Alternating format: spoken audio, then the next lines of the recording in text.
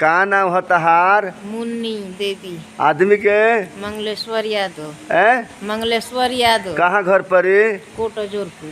कोट अलहदा है या जोरपुर अलहदा है? लेकिन कोटे जोरपुर ढेर लोग मनावे। अच्छा तो जोरपुर में है कि कोट में? कोट में। अच्छा ये कौना खुशी में ई पूजा लियल बड़ू? एक लड़का के तबीयत खराब रहल 10-12 साल। का होखे? होखत उखत रहल, कपार में दर्द रहल। तब का भइल? तब जे लेके आनी तो खिचड़ी खियौनी तो ठीक हो गई। दवाई करौनी अशोक सिंह की ना ठीक होत रहल। अच्छा बलिया करल तो ना ठीक भइल? ना आ खिचड़ी खियवला से ठीक हो गई। झूठो बोलत तरुगा? ना ना सासू बोलते वही खुशी में लियल बड़ू। कितना दिन निक भइला भइल?